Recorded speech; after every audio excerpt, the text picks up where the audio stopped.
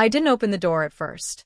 I just stood there with my forehead resting lightly against the wood, watching her through the peephole like she was some distant memory I hadn't decided what to do with yet.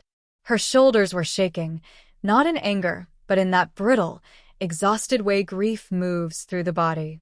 She kept fumbling with her keys, turning them over in her hand even though she knew, she had to know, I wasn't the one who had forgotten them.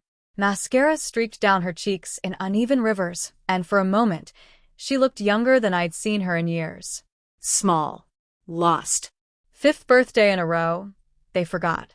But this was the first year I didn't pretend it didn't hurt. The first year I didn't excuse them. The first year I gave something back that they had always dismissed whenever I offered it. Silence. Cutting them off felt like stepping out of a burning room, closing the door behind me and knowing, for once, the fire could no longer feed off me. I expected distance. Maybe confusion. But my mother showing up on my doorstep like this? No. That part wasn't in the script. I inhaled, steadied the tremor in my fingers, and opened the door just enough to let her see me. She said my name like it cracked inside her. Good. It was supposed to. I grew up believing love had prerequisites. Earned, not given. Grades. Chores. Being good.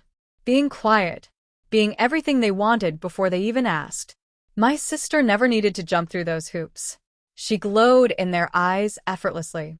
She was the gravitational center they orbited, the golden child, the "we are so proud of you" daughter. I used to think she had unlocked some secret I didn't understand. Some formula I failed to solve. It took me until my 20s to realize the truth was far simpler. There was no formula. No merit. Just favoritism draped in the soft fabric of parental affection. Still, every year I handed them chances like offerings. Birthdays, holidays, life updates. Fool that I was, I kept showing up, arms full of gifts, heart full of hope. And every year I walked away dimmer. Hollower. I renamed the emptiness resilience. I called the ache family loyalty. Anything to avoid admitting the truth. They had never once, not genuinely, chosen me. This year, I didn't expect fireworks. I didn't even expect warmth. But nothing still stabbed. No call. No text.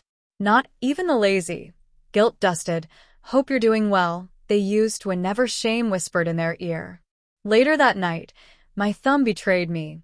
Opened Instagram out of habit. I wasn't searching for pain. I wasn't expecting anything at all. And then I saw it. My sister's story. A brand new car. A pristine, glossy bow tied on top like a joke the universe was finally tired of whispering. She filmed it like a commercial, slow pan, perfect angles, soft laughter. And that caption. "Thank you, Mom and Dad. I love my birthday surprise."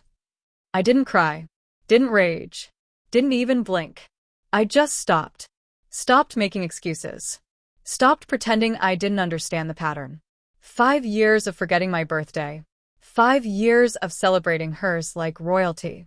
It was never about the car. God, the bow was almost funny. It was the clarity, sharp and cold, that hit hardest. They weren't incapable of love. They were selective. So, I didn't confront them.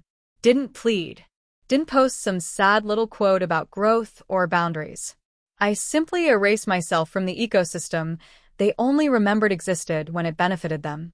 I left the family group chat. Muted their calls. Blocked their social media. Clean, quiet cuts. Then I took it further. The family phone plan?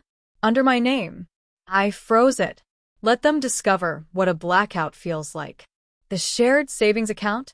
The one that was for both kids. Legally, it belonged to me. I moved every last cent. Emergency contact lists? Updated. Their numbers vanished, replaced by people who had actually shown up in my life. I didn't slam a door. I sealed it. Revenge, real revenge, isn't fire. It's ice. Slow. Controlled. Unapologetic. 2 days later, the panic began. Is everything okay? Why is my phone shut off? Did something happen? I ignored every word. Then came calls from new numbers, unknown, desperate. Emails from my sister dripping with artificial concern. A brief, guilt-edged message from my father. "We need to talk." I let silence speak for me. And now here she was, my mother, on my porch, crying like I had stabbed her instead of simply stepping away. I opened the door wider, not kindly, but deliberately. She stepped inside with the fragility of someone expecting mercy. Her hands trembled. I could practically hear the rehearsed apologies lining up behind her tongue, ready to leap out and rewrite the narrative. I didn't give them the chance. I saw the car, I said. She froze. Her throat worked as if she were swallowing something sharp. Oh, honey, it's not. I raised a hand. She cut off mid-lie. Progress. For 5 years, I said, voice steady. You forgot my birthday. Every single one. That's not fair. It's accurate. She wilted a little. The truth has weight. It sinks people who've never carried it. We love you, she whispered, eyes shiny. A script line. A reflex. A phrase she thought could patch years. Then why didn't you act like it? Silence. Real silence. The first honest thing she'd offered me in a long time. I watched realization creep across her face, slow, devastating. The dawning horror of a parent who recognizes, maybe for the first time, that the child they neglected has grown into someone who no longer needs them. You can't just cut us out, she said, voice trembling. We're family, that's the thing, I replied calmly. Family shows up. You didn't. Her tears fell harder, faster. We can fix this. Please, just talk to us. I shook my head. I have talked. For years. You didn't listen. Her breath hitched. That was the moment. The exact second she understood. This wasn't punishment. This was liberation. What do you want? She whispered. Nothing. That single word shattered her.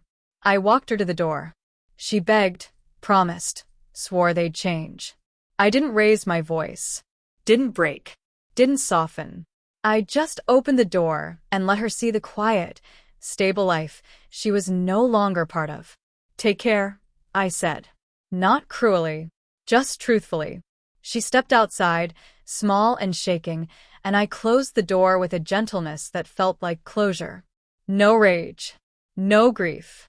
Just a clean, solid quiet I'd never had in their presence. People think revenge explodes. But the most devastating kind? It's simple. You stop giving someone the power to hurt you. You stop asking to be loved. You stop waiting for the apology that will never come. And in the space they leave behind, you finally make room for yourself. I lit the candle on the slice of cake I bought for myself, blew it out, and whispered the truth. Happy birthday.